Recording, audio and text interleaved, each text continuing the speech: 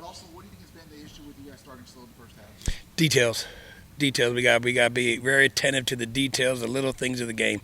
I always say the game of football, no matter what happens, comes down to running, blocking, throwing, catching. We got to be able to do that consistently, and it's about the details. So we're focusing in where our feet, where our hands, where our eyes at all times in practice, and really dialing back in on where the details of the game. Well, you said, I believe you said in this preseason too, that you were worried about, what you were concerned about most was if mistakes add up and it becomes an issue. So do you think it's now?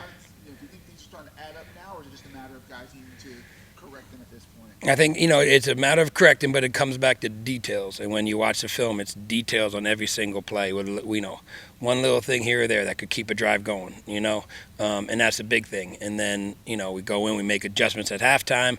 The thing I like is that there's a fight that they keep coming. And you can see very evident on the film those last 4 drives of the game compared to the first 9 or whatever it was of the game.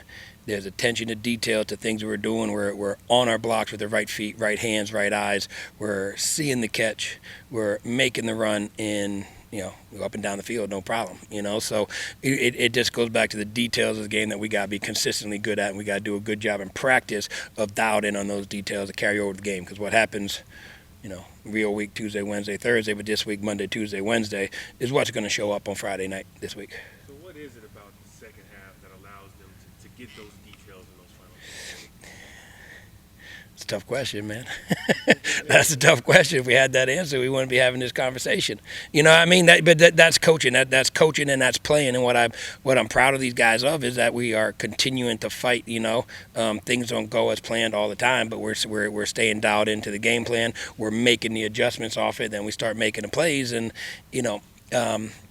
somebody steps up and makes a play, and then all of a sudden the guy next to him is like, "Oh, here we go." And then it's confident throughout, and we roll. You know what I mean? So we got to have that coming out. But bottom line, I keep going back to it, is detail, detail, detail, and that's what we're preaching this week. So is there a silver lining in the fact that even when the offense isn't rolling on all cylinders, you guys are finding a way to still get it done, still get the W's? What does that say for the potential of the team when they are? That's the bottom line. The bottom line is to get a W. Bottom line is to score one more point than they do, win the football game, and that's our job.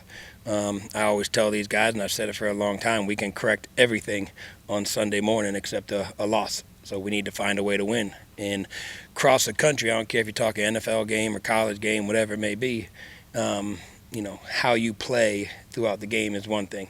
But you got to find a way to win it when it gets down to that time to win it, and find a way to be attentive to those details. And the hard thing that we got to be able to do is be attentive to those details from play one all the way through. And that's where consistency rolls into play.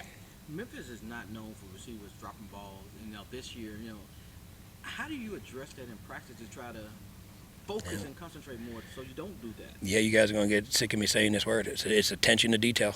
Attention to detail. Look at the catch, don't look downfield. It's evident on film at times that we got to do that. Now, we as a quarterback, and Seth will tell you the same thing, we got to make sure, because we put it on ourselves all the time, the ball's in the perfect spot, all the time, not some of the time. But, yeah, you got to be attentive to detail on where your eyes are in the catch, where you're looking at, that type of stuff. And that goes no different than a block, no different than a run, no different than Seth will tell you about his quarterback reads. We got to be attention to detail at all times, dialed in.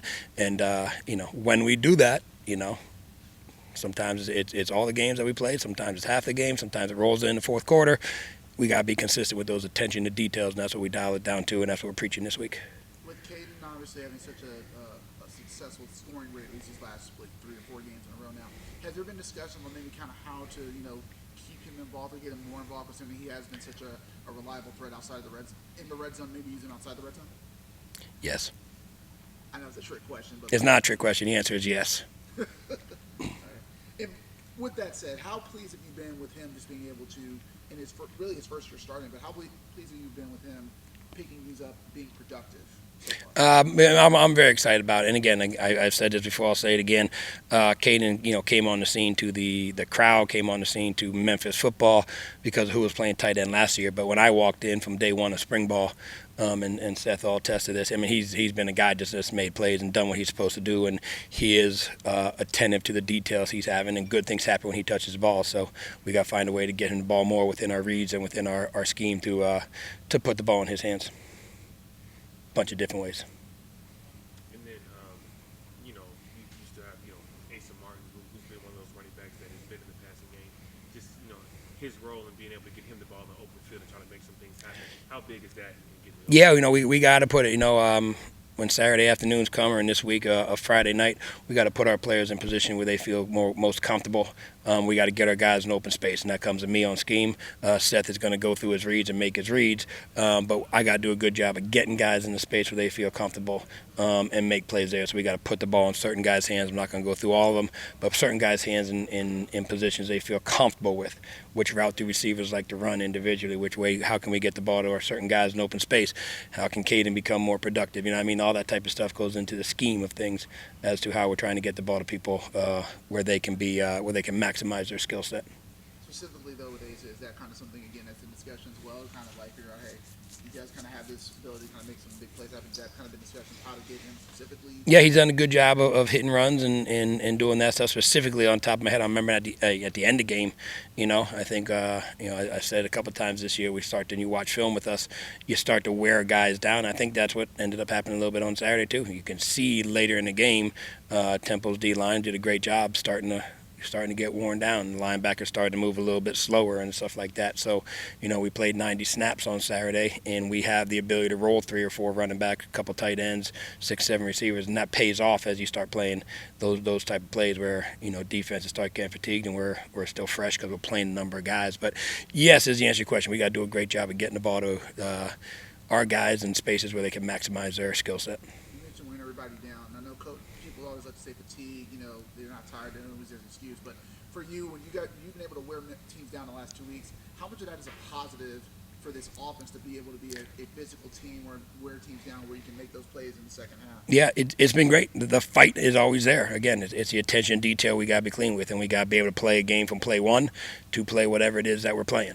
But that's on attention to detail. There's no question on the fight. There's no question on the effort.